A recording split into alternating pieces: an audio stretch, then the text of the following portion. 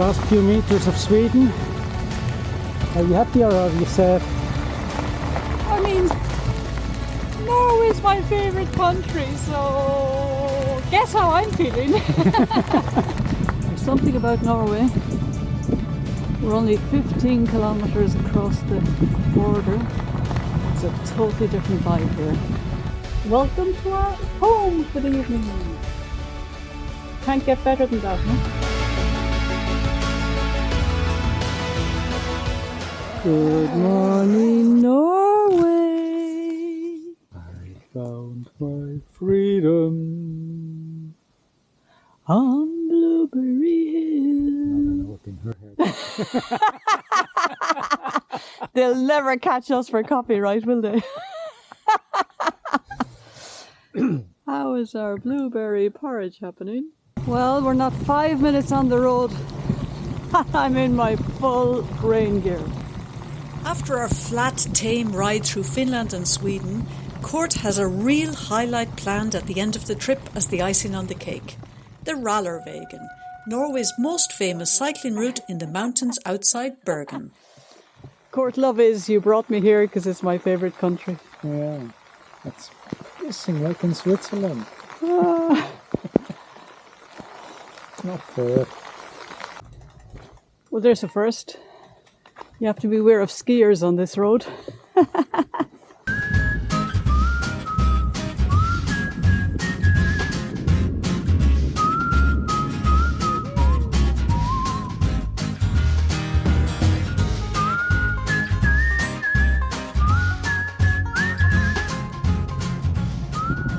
So, boys like to have fun in Norway too.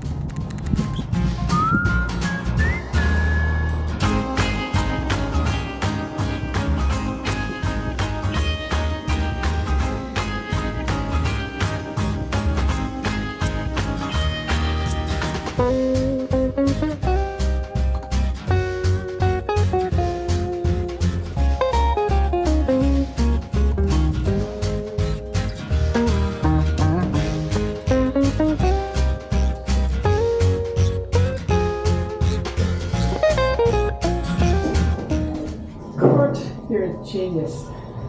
But in my 10 minutes, and I'd say there's all that suburban rubbish.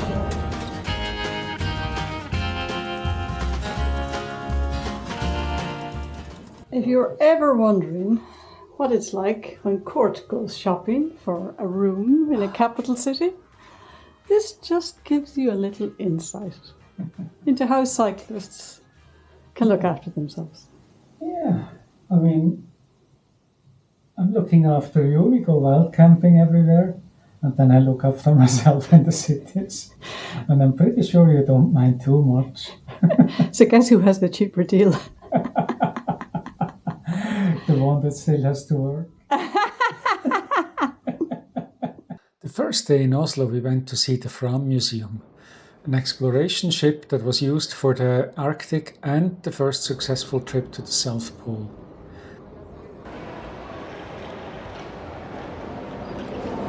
What do you make of it? I'm seasick. No lo sé. Ah, está en la cocina. For more naval history, we visited the Kontiki Museum just across the street to learn more about Thor Heyerdahl's adventures on rafts. Both museums get a serious thumbs up from us.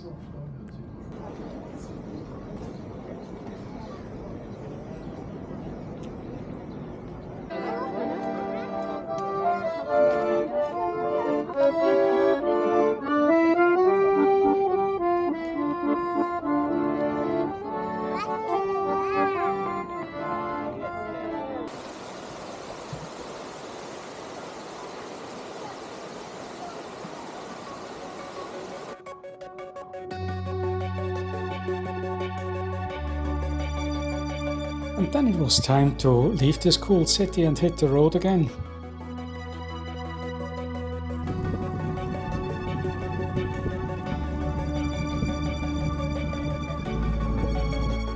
Searching for a place to camp, we walked up some hiking path and found this.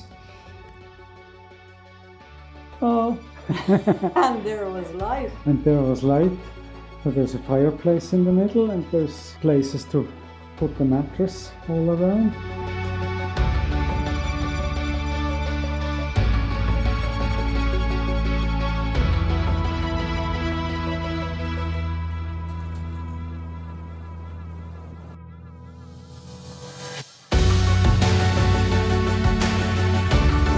Surely.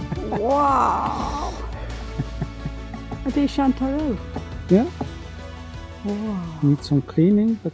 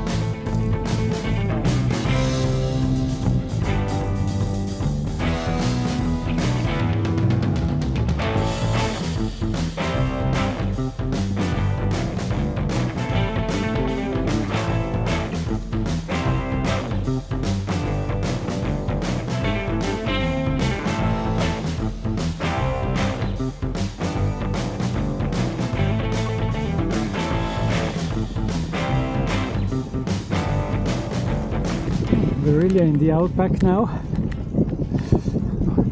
Altiplano or whatever. It's only 600 meters above sea level. We've already crossed 2 cross-country skiing routes.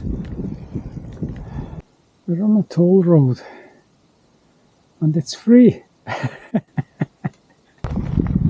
You know, it looks a whole lot brighter without the sunglasses and it doesn't take the drizzle away.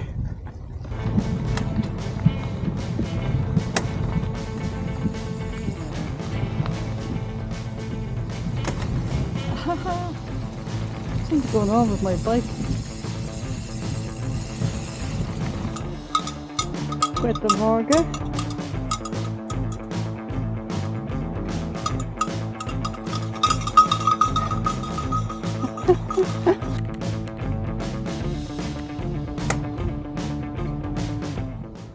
Here comes the sun.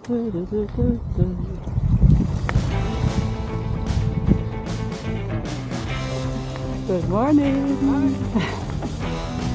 You know who's bringing who for a walk there? Oh, we're up and down for fun today. It's one thing about the mountains, but my bike is playing up. Now that I've started talking about it, it's very quiet. But something going on down there. Keeps objecting. It's like a creaking door there. So we're at 1,000 meters above sea level here.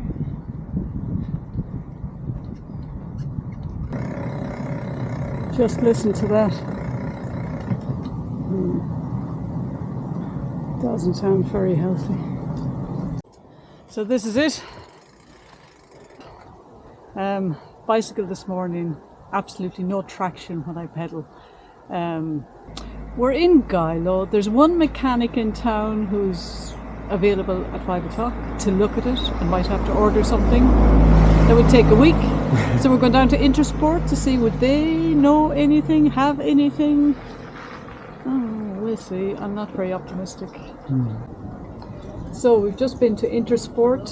The mechanics took one look and they said, out of our league. So, no bike. The most beautiful bicycle trek in the whole of Norway is 20 kilometers away. What we were going to do today and tomorrow. So now we're going to go to the train station and see if they would have a place for a bike, and maybe for me, and maybe Court could cycle it. But these bike places are usually booked months ahead. Shit happens. I've managed to get a reservation to the highest point of this Actually a bit Bergen. further on. Myrdal is already on the downhill. Okay, and that's where I'm going to meet Kurt. So he's going to cycle. I'm going to do the train thing and meet him at the station in about 5 or 6 hours. And then the plan is from there I'm going to roll down the hill. And then once we're in Flam, we have a boat to Bergen, so that's no hassle. The sun's coming out, Kurt. You should get on the road. Tut mir leid. So yeah, it's a bummer. It's not fair.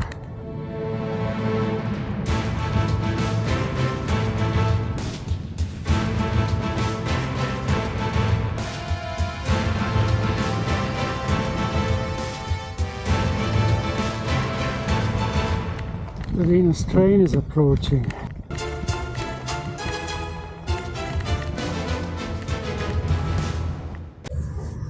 We just passed Court on the bike lane and I'm so jealous. Look at what I'm missing.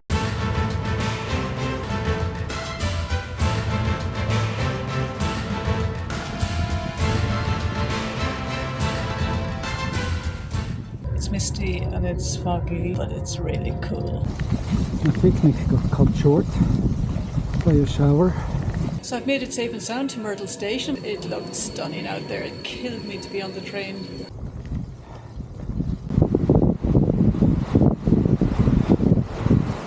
It's kind of erosion you get here. The wind was so bad, no amount of noise reduction could make me audible. So I just have to do a voiceover. You know, at moments like these, I could easily sit at home, open the fridge, get out the cold beer, plonk myself down on the sofa and watch some other YouTubers' adventures.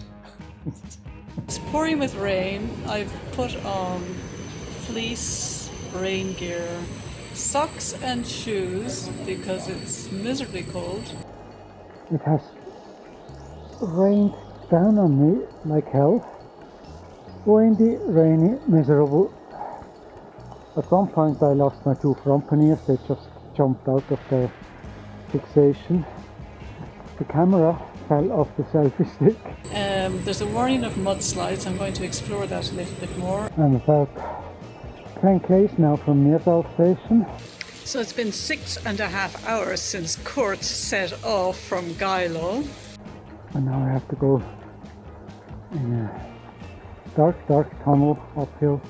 And you know, I was jealous the whole day, looking out the train window for my 1-hour train ride, thinking, oh, I'm so jealous of Kurt.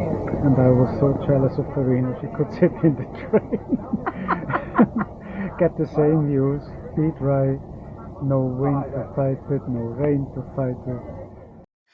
The weather forecast was alarmingly miserable, so we skipped the boat ride and went straight to Bergen.